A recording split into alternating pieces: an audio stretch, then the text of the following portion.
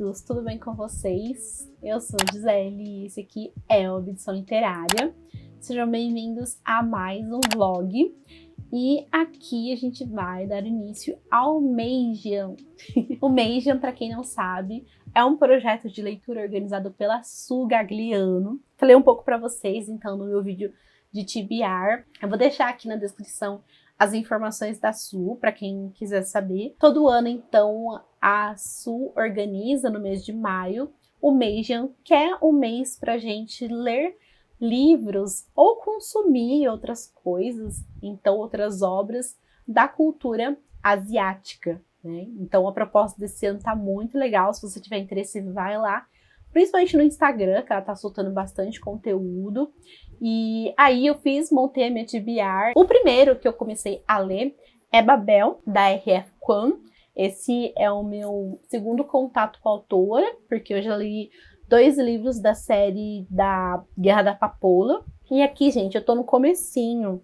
Eu não cheguei nem na página 100 e eu já tenho várias coisas para falar para vocês sobre esse livro, né? A primeira coisa é que a R.F. Kuang daqui tá muito diferente da Guerra da Papoula. Eu consigo enxergar muito a evolução dela como autora.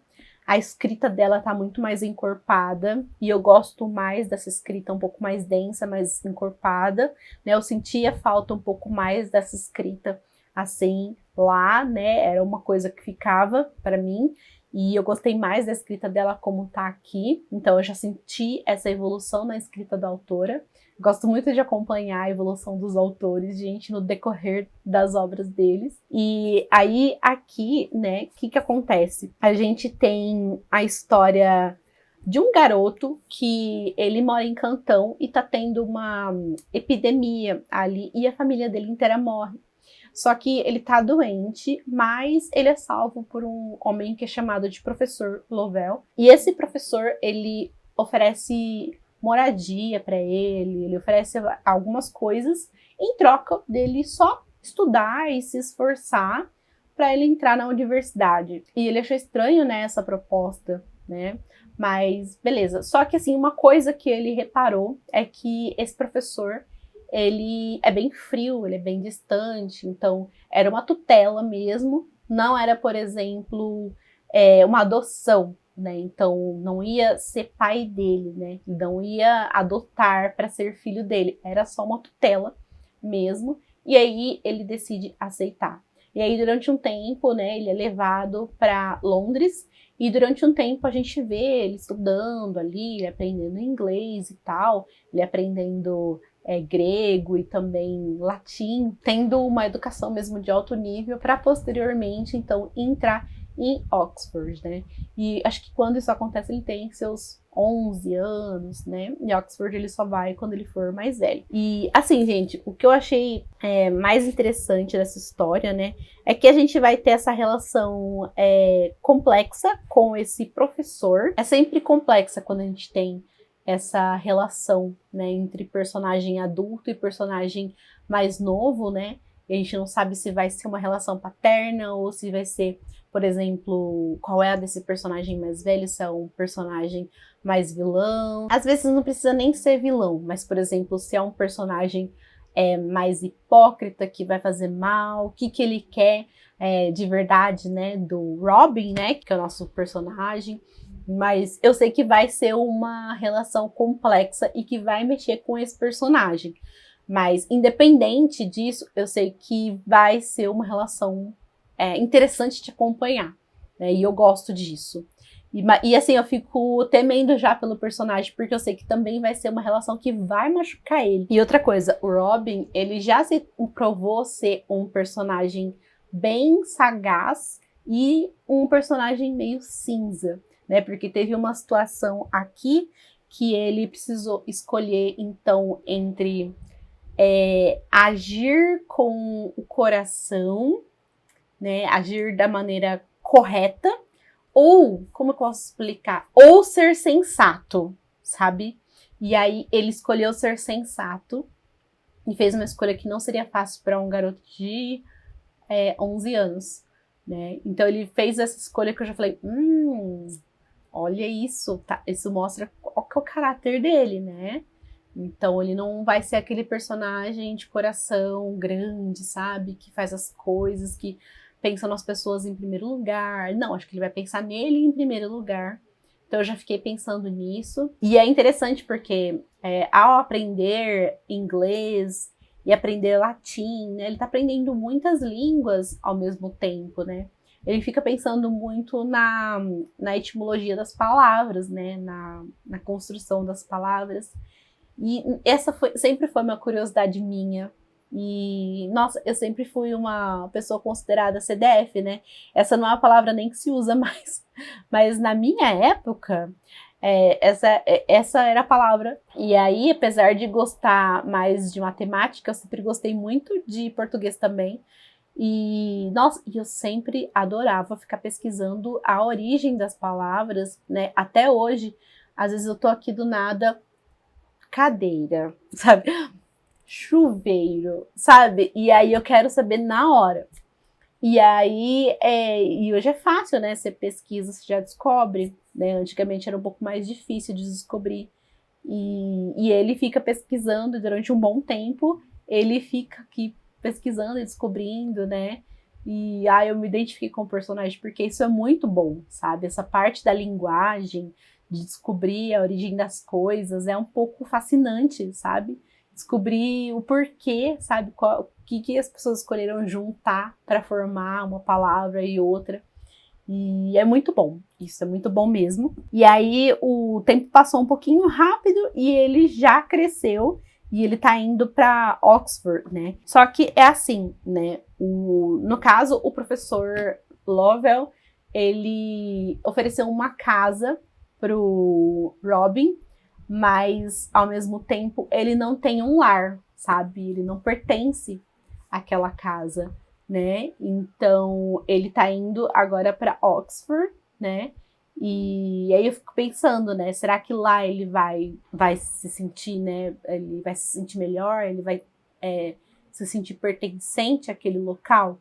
Porque por mais que ele valorizasse o outro lugar, né? Que ele estava na casa do professor Lovell, não tinha aquela questão do pertencimento, sabe? Era só um lugar para ele, né? Melhor do que nada, porque lógico, ele estava recebendo educação, ele estava recebendo as coisas ali, mas era só uma casa, entendeu? Não tinha a questão do lar, né? Do pertencimento. E eu fico pensando se agora que ele vai para Oxford, se ele vai ter a oportunidade de ter esse local para ele, né?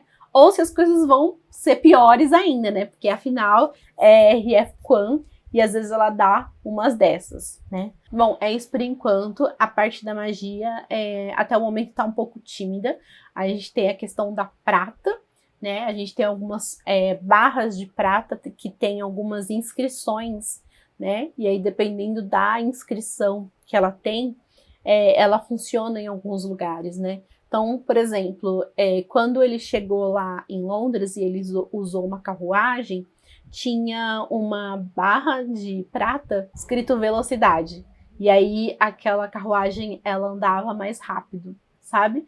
Então, é pouca coisa ainda, não sei muito sobre essa magia, mas acho que em breve eu vou descobrir. E aí, quando eu avançar mais, eu venho falar para vocês sobre o que eu tô achando sobre esse livro. E depois eu conto também qual o próximo livro que eu vou ler aqui nesse vlog.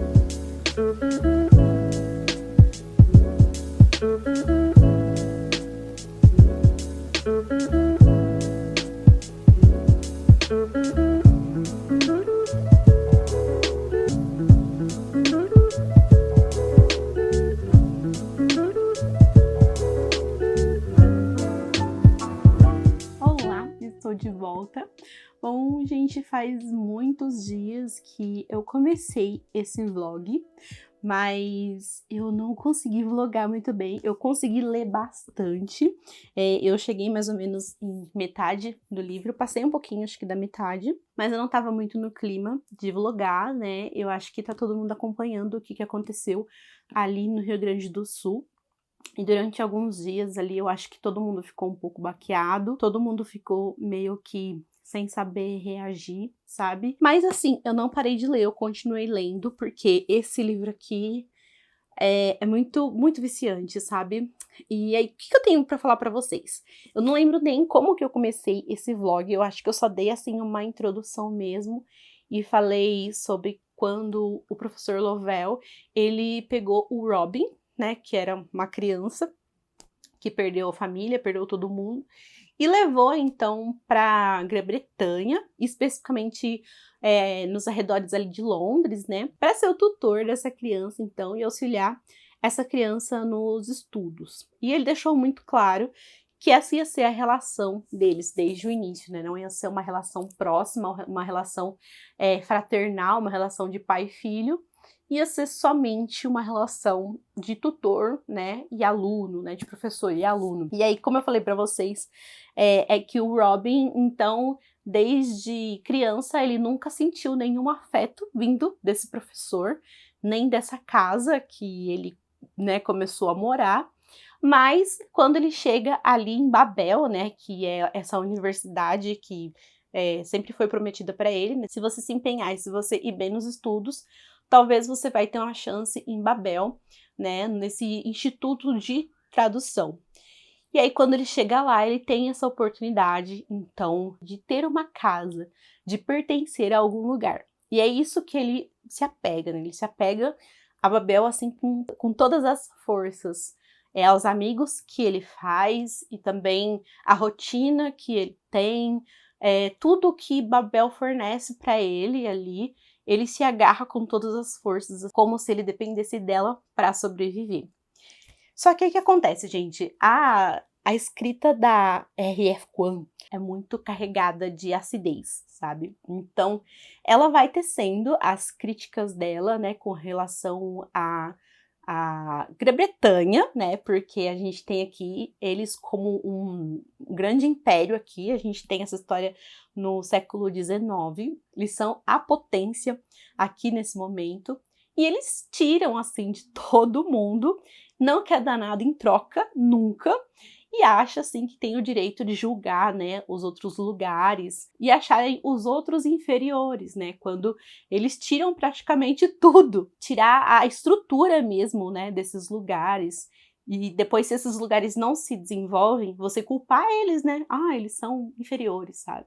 Ah, eles são preguiçosos. E ela fica tecendo, então, essas críticas com relação não só aos ingleses, mas também ali a Europa, né, de forma geral, né, a gente tem a Espanha, entre outros lugares. Tem algumas notas de rodapé aqui nos livros que ela vai usando, assim, para enriquecer, assim, o universo, mas, assim, são carregadas de uma ironia, assim, você fica, meu Deus, sabe?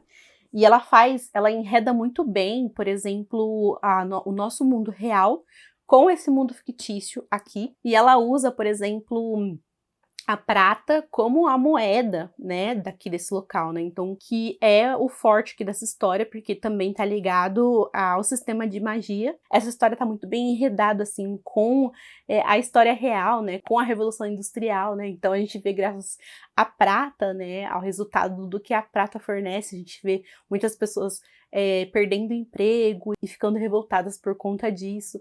Então é muito interessante, sabe, o que ela é capaz de fazer, sabe? Você fica muito assim na dúvida do que é ficção e do que é real, sabe? Eu adoro que ela faz isso. Ela fez isso em A Guerra da Papoula. Dá para traçar muitos paralelos entre A Guerra da Papoula e esse livro aqui. Eu acho que eu tenho duas ressalvas por enquanto, mas eu acho que é por enquanto, porque eu não sei como que vai até o final, mas a primeira ressalva é que eu sinto falta de um pouco mais de desenvolvimento entre a relação dos personagens, porque essa é uma história que ela cobre um tempo vasto, sabe? Então a gente tem a passagem de 1, 2, 3, 4 anos aqui, até mais, né? Porque a gente começa a acompanhar Robin, ele tem 10, né? Aqui até a história ele já tem 20. Então eu sinto que eu não me apego aos personagens que estão ao seu redor, sabe? Então ela narra muitas coisas por cima e eu fico assim, tipo aquela famosa frase, mostre e não conte. Então muita coisa aqui é contada e eu fico querendo que ela tivesse me mostrado mais, sabe? Então eu não consigo pegar muito algumas conexões entre certos personagens, né? E eu acho que uma conexão muito forte aqui é entre o Robin e o personagem que é chamado Griffin. Não vou falar o que é esse personagem, porque eu não vou dar esse spoiler pra vocês, mas eu gosto muito dessa relação, eu acho que é uma relação muito real, muito palpável, sabe? Mas, novamente, assim, são poucas interações, sabe? Então, hora que eu acho, meu Deus, agora vai desenrolar. É muito breve, sabe? Acaba. Aí, hora que eu acho que vai ter um pouco mais, eu acho que vai desenrolar. É breve, acaba. Eu acho que eu esperava esse desenvolvimento melhor com o professor Lovell, sabe? Porque é um professor... Porque o Lovell, né, como eu falei pra vocês desde o início, ele oferece um paradoxo muito importante pro Robin, né? Porque é um cara que ele é um branco salvador, sabe? Super escroto, digamos assim, que tem umas ideias super tortas, mas ao mesmo tempo é o cara que o Robin enxerga como salvador, sabe? Tipo, com ele eu sobrevivo, sabe? Ele que me deu a oportunidade. Então eu queria ter mais exploração dessa relação, sabe? Dessa dualidade. E não é tão explorado. E aí com outros personagens também que eu queria ver mais, sabe? Parece que eu não vejo o suficiente entre entre as relações deles. Parece que isso fica devendo. E a minha próxima crítica é que o Robin, né, de forma geral, é uma personagem que dá muito nos nervos, porque ele é um personagem anestesiado. Muita coisa acontece com ele e ele não faz nada, sabe? Então parece que acontece alguma coisa, ele guarda num lugar e finge que não viu, sabe? Acontece alguma coisa, ele guarda e finge que não, e segue a vida. E eu penso, não, eu não quero acompanhar um personagem assim, sabe? Tenho vontade de dar um chacoalhão nele e falar, acorda pra vida. E aí diversas vezes eu me pego assim, questionando, eu queria acompanhar o Griffin. Não, eu queria acompanhar o Rami, né? Que são personagens que são muito mais interessantes. E assim, até aqui a metade do livro, o Robin é esse personagem. Ele chega a ser, às vezes, até insosso, porque ele não reage a nada, ele tá muito anestesiado. Só que eu sinto que é isso. Só que nesse caso, eu não acho que seja, por exemplo, um erro de construção. Eu acho que é proposital, que ela traz esse personagem que é mais anestesiado, porque, imagina, ele foi, assim, tirado, né, da casa dele aos 10 anos, com a família que morreu. E aí ele tem medo de perder tudo o que deram pra ele, sabe? Então, se ele reagir às coisas, o que vai acontecer com ele, né? Ele vai voltar a ficar sozinho, ele vai voltar a não ter nada. Então, é isso que eu acho. Só que como ele tá, assim, guardando isso em algum lugar, vai ter um momento que isso vai transbordar, e aí a gente vai conhecer o Robin de verdade, porque ele vai agir diferente. Então, assim, eu espero... Porque ele já deu nos nervos, ele já teve, assim, atitudes, assim, de cabelo em pé e me deixou muito irritada. Eu não aceitei, sabe? Tudo pra tentar deixar tudo bem, sabe? E não tá tudo bem, reage, sabe, cara? Vamos lá, vamos se rebelar. Então, é isso por enquanto. Acho que eu atualizei vocês de tudo que eu estava pensando sobre essa história.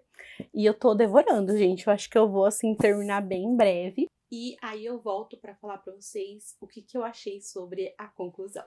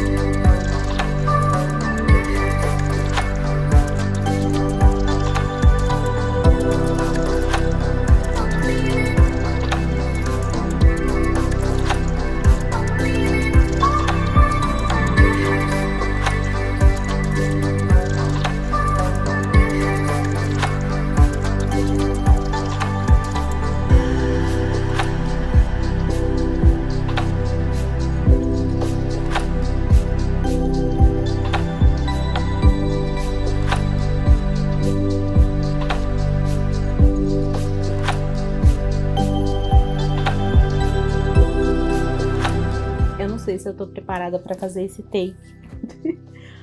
Pra falar o que eu achei do final desse livro aqui. Eu até gravei na hora que eu finalizei. Não deu pra ver, mas eu estava até emocionandinha. E falar sobre esse livro, nossa. Gente, eu acho que a última vez que eu falei sobre esse livro aqui no vlog, eu tava até em tom de... não sei o que eu vou achar desse livro. E faltava, acho que 1/3 pra eu finalizar. E meu Deus, sabe? Meu Deus, sabe? Eu nem imaginava o que estava por vir. E eu acho que esse livro aqui, ele, assim, no meu coração, ele superou Guerra da Papoula. E ele se tornou o meu favorito da R.F. Kuang. Ele é um livro tão inteligente, sabe? Eu sinto que ela colocou a alma dela aqui, sabe? Ela foi muito, muito, muito fundo aqui. Então, acho que todas as sensações, assim, que me provocaram e que eu fiquei incomodada, eu acho que foi proposital, sabe? E eu lembro quando eu falei pra vocês que eu não tava gostando muito do Robin porque ele era um personagem muito anestesiado, né? Então ele era um personagem que engavetava muito sentimentos, ele era um personagem que via as coisas e disfarçava, fingia que não. Muito impotente, sabe? E eu ficava, meu Deus, até quando isso? Sabe? Eu quero um personagem que se revolta, é um personagem mais interessante. E aí eu fico pensando que o Robin, ele é muito agente, né? Porque se a gente parar pra pensar assim, quantas injustiças não acontecem no dia a dia, na nossa vida, o tempo inteiro, a todo momento. E quantos Robins existem e quantas pessoas que se rebelam existem, sabe? Existem muitos mais Robins, existem muito mais pessoas que são anestesiadas, que fingem que não veem, que vão, assim, colocando ali embaixo do tapete, sabe? Que não vão ligando. Até porque algumas pessoas precisam disso pra continuar, né? Pra existir. Acho que foi o recurso que ele precisou ter nesse momento, no momento dele ali. E acho que é por isso que eu me incomodei com o Robin, assim. Acho que é porque eu me identifiquei com ele. Porque pra muita coisa que acontece, eu faço a mesma coisa, sabe? Pra muita coisa que acontece, eu acho que eu sou um pouco Robin. E outras diversas coisas que às vezes me incomodavam, tinha um certo ponto ali que pegava, sabe? É por isso. E esse é um livro que eu tô doida, assim, pra entrar lá no Goodreads e ver a opinião dos gringos, sabe? Porque esse livro deve ter incomodado muita gente, sabe? Ele deve ter incomodado muita gente. Tem muita coisa aqui que fala assim na cara, coisa que as pessoas não conseguem ver, sabe? E aqui ele vai bem assim, no cerne. E aqui ele fala muito sobre o colonialismo, sabe? Sobre algumas nações que durante um tempo, principalmente aqui, né? Ele fala mais da Grã-Bretanha, da Inglaterra, que são nações que tiraram tudo das outras e tiveram a pachorra de achar superior, falar, se a gente tá aqui é porque nós somos os melhores. E se as outras nações não conseguem acompanhar a gente, porque são um bando de preguiçoso, né? Porque são bando de... É porque são menos do que gente, é porque são inferiores. E assim, eles não conseguem associar, sabe? A violência que eles fazem, tudo que eles tiram e o dano que eles causam, que eles pegam, tudo o que eles têm é roubado, sabe, de outras nações e eles se acham os bonzões. E aí, depois que eles destroçam uma nação e ela fica ali devastada, eles falam: olha, ela não consegue reagir, olha, ela não consegue evoluir. Então, essas pessoas são inferiores. E é muito disso, né, o que esse livro fala aqui. E assim, algumas pessoas não estão preparadas para ouvir sobre isso, né? E, por exemplo, o colonialismo é algo que a gente vive, gente, até hoje. É uma consequência até hoje. A nossa história, a gente vive, a gente estuda muito, assim, sobre 200, 300 anos, e isso tudo é coisa recente, sabe? A gente tem muito mais história para trás. Então, tudo isso é coisa recentíssima, sabe? Não pensa que, 200, 300 anos faz tempo. Não, é ontem isso, tá? A tecnologia, ela trouxe o imediatismo, assim, no tempo, sabe? Que parece assim, que se não foi há 50 anos, é muito tempo. Não é assim. E a história, ela precisa ser revista por conta disso. E a R.F. Kuang, ela faz muito disso, né? Eu falei que eu vi uma fórmula dela, né? Igual a da Guerra da Papoula, porque eu vi muito, por exemplo, disso, dela pegar uma história, entrelaçar em certos acontecimentos reais, e aí ela pega um punhado, assim, de personagens e coloca numa escola, e a gente sabe que a gente vai acompanhar eles, assim, e a gente vai ter alguns desdobramentos ali no final, né? E é lógico que não é parecido, mas é só uma formulazinha, assim, uma base, mas assim, foi dessa forma também, e ela enreda bastante, é fascinante como ela vai enredando, assim, os acontecimentos reais com os acontecimentos da história dela, e a sociedade da prata, né, trazendo a prata, então, para esse cenário. É muito legal mesmo, tanto que às vezes até ficava, meu Deus, isso aqui é real ou isso aqui é fake? Isso aqui é real ou isso aqui é ficção, sabe? Então, é muito legal, isso aqui é um trabalho muito bem feito que ela fez, sabe? Aí eu ia pesquisar. E acho que é isso, o final, tem um plot aqui nesse livro que é um dos meus favoritos. Se você assistiu o meu ranking de plots, vai estar lá em um dos favoritos. Tá, que é muitos, né? Mas enfim, tem um plot aqui no final que é um dos meus favoritos. E é assim, por isso que eu quase chorei, assim. E sério, gente, esse livro é perfeito. Eu vi que tem um ganchinho aqui no final para continuação, mas eu espero que não tenha, porque eu acho que ficou perfeito, sabe? Quando ela começa e termina assim, você fala, meu Deus, o que é isso? É perfeito, sabe? Esse livro é perfeito. E é o meu favorito da autora agora. E é isso, eu espero, assim, ter falado o que eu falei, fazer jus, sabe, a essa leitura. Vocês viram que foi bem gradativo, né? Eu comecei, aí depois eu dei uma estranhada, e no final eu abracei. Então, é isso, gente. E aí, eu comecei a ler. Este vlog aqui vai ser, então, metade Meijo e vai ser metade Maio Nerd, porque, gente, eu tava, assim, empolgada com Babel. E aí eu comecei Babel 17, só que esse aqui vai ser... Só que esse aqui é ficção científica, só que eu li bem pouco. E eu acho que eu não tenho muita coisa pra falar ainda desse livro, mas saibam que esse vlog vai ser de babéis. E é isso, quando eu tiver avançado um pouco, então, com Babel 17, eu falo, então, sobre o que é esse livro pra vocês, tá bom?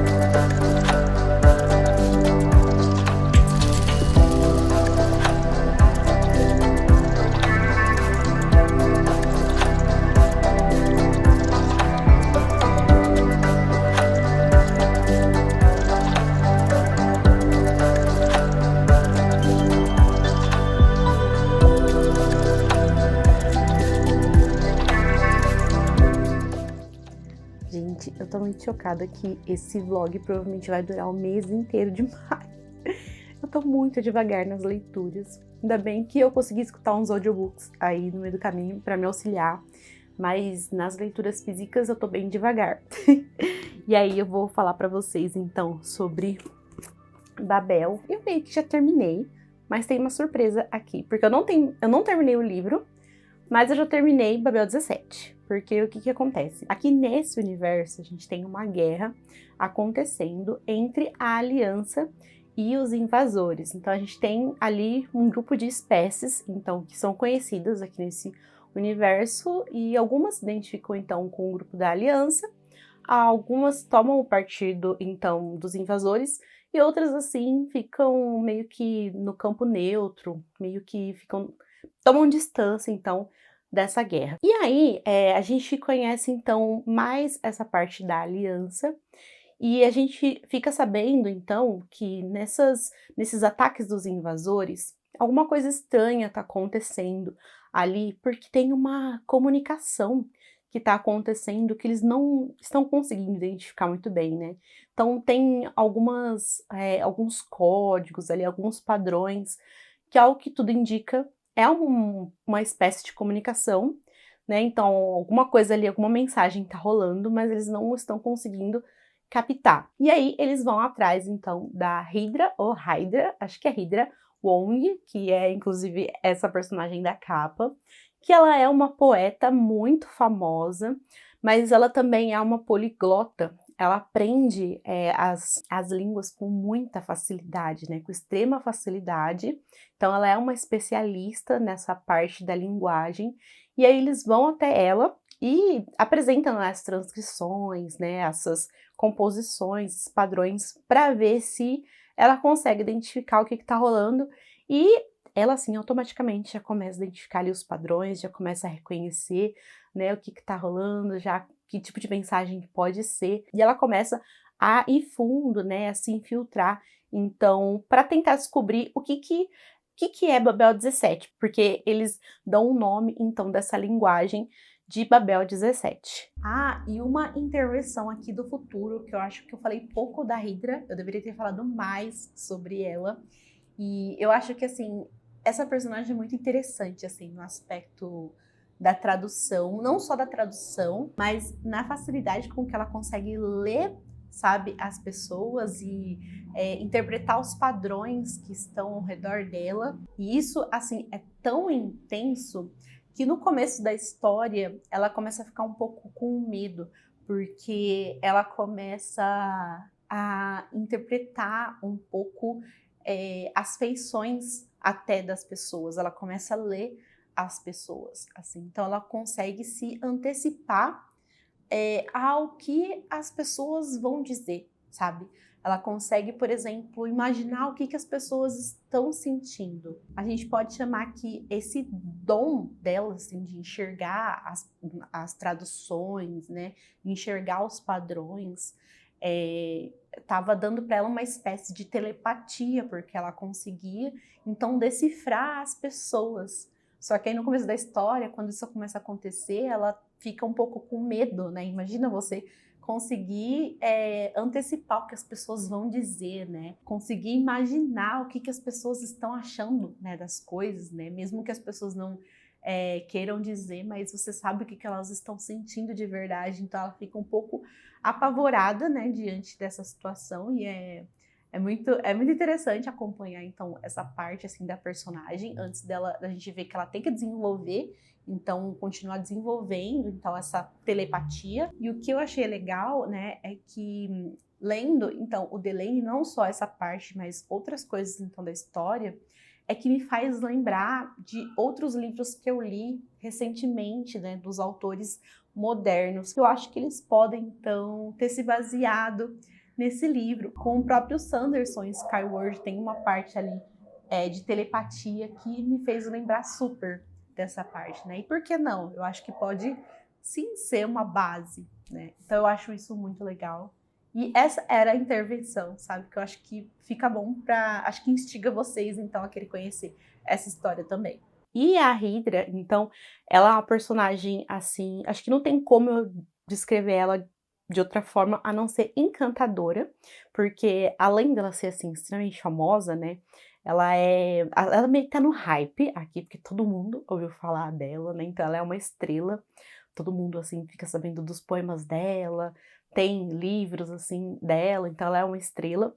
E ela é uma personagem que ela encanta, assim, por onde ela vai, ela meio que instiga as pessoas, muda as pessoas mesmo, né? Então, até às vezes você fica, ai meu Deus, né? Sério? Que essa personagem é assim, tão encantadora mesmo, mas não é uma personagem que eu não achei ela tão forçada, sabe? Eu achei que ela realmente é uma personagem gostável. Eu gostei de acompanhar ela. E acho que dá para acreditar que ela é uma personagem, sim, inspiradora. Mas, assim, tem uma certa parte que fica um pouquinho cansativo, sabe? Você achar, nossa, mais um personagem que fica, sabe, encantado por ela, sabe? Lá vamos nós outra vez. E aí, o que eu tenho, assim, para falar sobre essa história? Eu acho que, assim, eu já li outro livro do autor, né, que foi Nova, e eu fiquei, assim, encantada por aquela história. Eu achei aquela história, assim, extremamente atemporal, porque eu lia e eu ficava chocada que ela tinha sido escrita, acho que na década de 60 ou 70, e tem, assim, umas críticas, assim, umas coisas absurdas que eu amei. Já nesse livro aqui, eu acho que tem algumas coisinhas que datam ele, mas assim, umas coisinhas que me incomodam, mas ao mesmo tempo tem outras, assim, que pro autor escrever isso na década de 60, eu imagino que isso aqui deve ter causado uma revolução, sabe? Quando ele escreveu esse livro, porque ele escreve que tem, por exemplo, algumas pessoas que têm relacionamento a três, assim, é muito bonita a forma como ele descreve. A forma da linguagem eu achei muito interessante, né?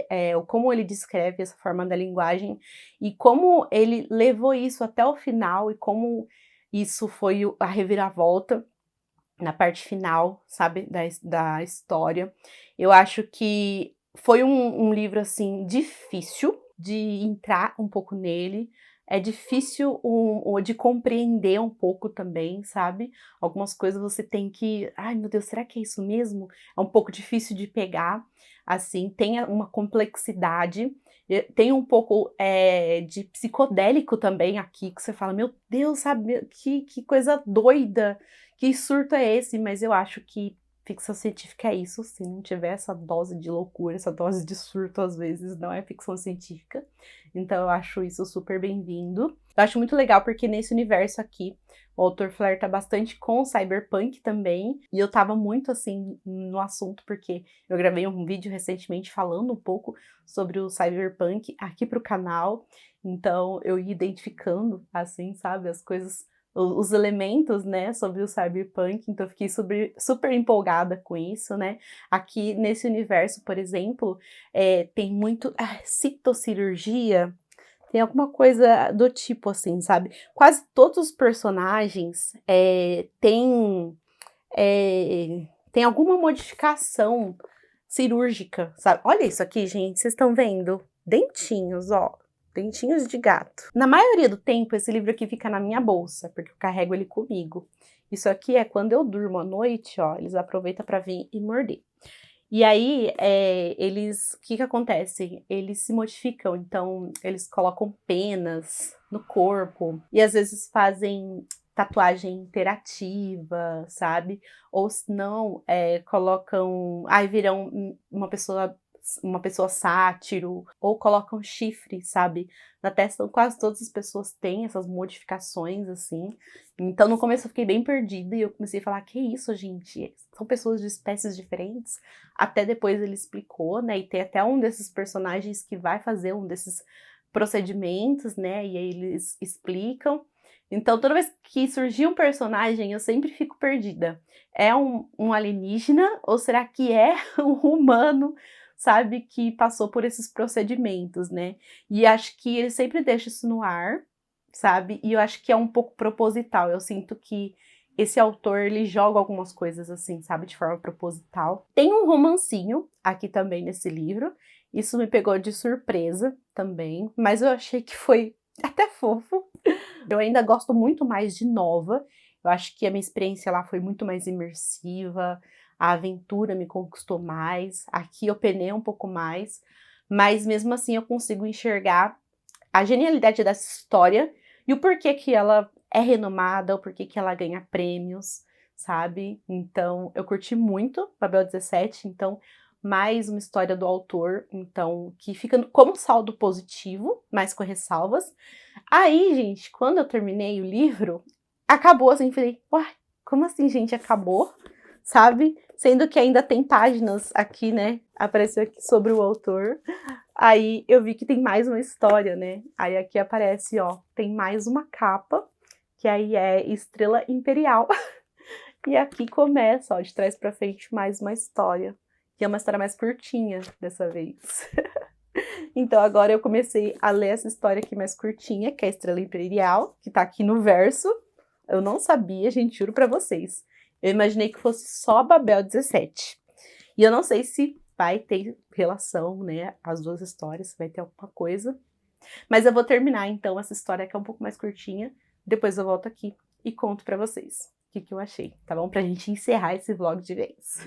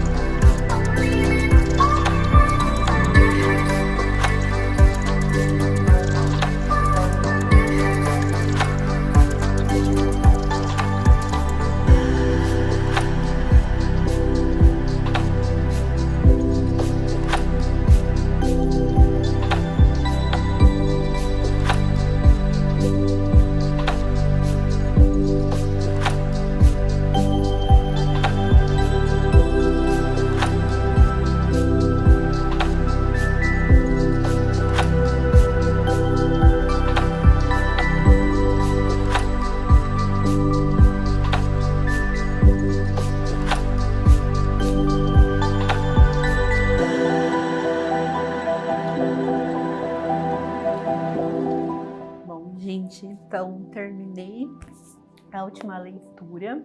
Esse vlog rendeu o ano inteiro. Foram aí praticamente 3 leituras, né? A leitura de um calhamaço ali com Babel. E aí 2 leituras aqui nesse livro, né? Que acabou sendo uma surpresa. Me contem aqui nos comentários se vocês sabiam que esse livro era um 2 em 1. Ou se vocês não sabiam, assim como eu. E aqui, então, em A Estrela Imperial, a gente tem uma história que... eu gostei muito. Gostei bastante, eu fui pega assim completamente de surpresa, então, por essa história. E aqui a gente tem uma história assim que é quase uma história, uma jornadinha do herói, sabe? Uma historinha de sessão da tarde. A gente tem alguns personagens que a princípio estão numa missão, estão numa nave, mas algo acontece ali, eles caem, a sua missão vai ser interrompida, eles vão morrer. Eles têm uma esperança porque eles veem alguém se aproximando, né? Então alguém pode... continuar a missão deles, só que eles caíram num mundo que é considerado simplexo.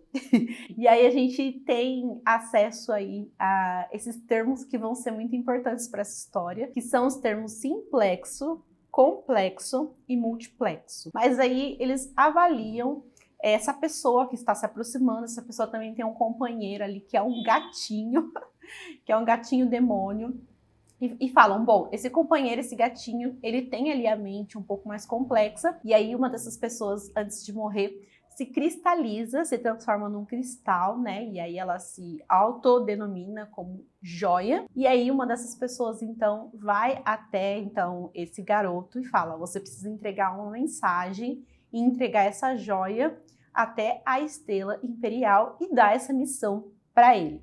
E o nosso narrador, então, é a joia, justamente, né? Esse objeto que se cristalizou. E é um narrador onisciente, é aquele tipo de narrador que é em terceira pessoa, mas também é em primeira pessoa, e também quebra a quarta parede e se comunica com a gente o tempo inteiro. Então é muito legal esse tipo de narrativa, eu gostei bastante. E aí dessa forma ela vai apresentando essa história pra gente. E aí ela apresenta a gente ao cometa Jo Então, que é esse personagem que essa aventura cai nas mãos dele, assim, de paraquedas para ele. Essa missão, então, para ele continuar, para ele ir até a Estrela Imperial. Só que, como eu falei para vocês, o Cometa Jo, ele vem de um mundo que é simplexo. O simplexo é como se fosse o grau de evolução ali daquele mundo, né? Aquele é um mundo de pessoas simples, um mundo de pessoas mais ignorantes, né? O simplexo, complexo, multiplexo não tem muito a ver com inteligência, mas o modo como as pessoas conseguem enxergar, encarar a vida mesmo, é mais uma questão de complexidade mesmo, né? Então, o Cometa Jo, ele é bem cru, é muito inocente, ele não sabe o que fazer com essa missão em mãos, mas ao mesmo tempo ele fica preocupado porque ele quer, sabe, dar continuidade. Ele fica orgulhoso porque ele pensa que ele é especial, sabe, que ele foi uma espécie de escolhido. E aí ele quer dar continuidade e ele vai atrás de pessoas que ele acha que tem uma mente diferente, que tem uma mente de repente complexa. Ele não sabe ainda o que significa essas coisas, mas aí ele vai atrás de pessoas que ele acha que pode ajudar ele. E aí dessa forma ele começa essa aventura. E gente, sério, que aventura legal, que aventura interessante. É o tipo de aventura assim que em alguns momentos dá até um pouco de quentinho no coração. Ver esse personagem perder a inocência, digamos assim, e sair ali daquele seu mundinho, depois ver que ele não ia mais ter condições de voltar, por mais que chegava a certo momento que ele falava, meu Deus, o que eu tô fazendo aqui? Eu quero ir para minha casa, não quero mais me expor, não quero mais estar aqui nesse mundo vasto, mas ao mesmo tempo eu não consigo mais voltar para casa, eu não vou mais ter com essa cabeça que eu tenho, eu não consigo mais voltar para minha casa. O autor também insere aqui algumas discussões sobre escravidão, que me pegou assim bastante. Eu não estava preparada para essa discussão, mas a forma como ele inseriu assim foi bastante intensa. E eu achei que a forma como ele trouxe, assim, por exemplo, como que as pessoas conseguem viver, sabe, sabendo que a escravidão existe, sabe, sabendo que tamanha dor, é isso que quem é escravizado sente, é isso que acontece, sabe, quando a escravidão existe. Então ele trouxe também esses temas. Chegou no final ali, a história me surpreendeu porque ela foi para um patamar assim que eu não esperava. Eu achei que, por exemplo, no começo dessa história, eu achei a história bem pé no chão pro Samuel Delany, tá? Porque ele dá aqueles saltos, né, que eu já falei aqui para vocês, às vezes nas histórias dele. E eu achei que ele estava muito contido, mas depois ele já começou assim, descaralhar assim, umas coisas que eu falei, meu Deus do céu, eu não sei mais se eu tô entendendo essa história. E aí ele fez jus, né, ao nome dele. Mas no final eu fiquei, caramba, será que é isso mesmo que eu entendi? Me surpreendeu. Eu esperava sim que o final fosse um pouquinho só diferente, mas ao mesmo tempo eu fiquei surpresa, sabe? Então foi além assim do que eu esperava. Então eu achei essa história bem interessante, assim, acho que me pegou desprevenido em todos os sentidos. Não esperava ter essa história aqui e não esperava que ela fosse da forma como ela foi, não esperava que o final fosse também como foi. Foi assim uma grata surpresa, então, lidar com essa história. Acho que fica essa recomendação, gente. Se você gosta de ficção científica, eu acho que vale a pena. Então, eu acho, é um escritor negro, tá? Falar aqui para vocês, é um escritor que vale a pena ter na estante, que vale a pena você visitar e conhecer as histórias dele, que ele vai, então, te mostrar uma visão diferente, sabe, da ficção científica, e vale muito a pena, então, acompanhar as histórias dele, sabe? Então, acho que é isso nesse vlog que deve ter ficado grandão, esse vlog que eu mostrei muitos gatinhos, né? Deixa aqui nos comentários quais dos babéis você também já leu, qual que você ficou com vontade de ler. O meu Maio, ele ficou com saldo positivo, porque eu acabei escutando alguns audiobooks. Eu escutei o audiobook de Matéria Escura, porque eu comecei a assistir a série. Eu consegui escutar diversos audiobooks de nacionais, sabe? Então eu tô bastante feliz com o meu mês de maio. E aí eu fiquei nas leituras, então, de livro físico com esses 2 livros que eu mostrei para vocês. E é isso. Se você ainda não é inscrito, não se esquece de se inscrever e ativar o sininho para receber as notificações Deixa também seu like se você gostou do vídeo e compartilha ele com os amigos. Até o próximo!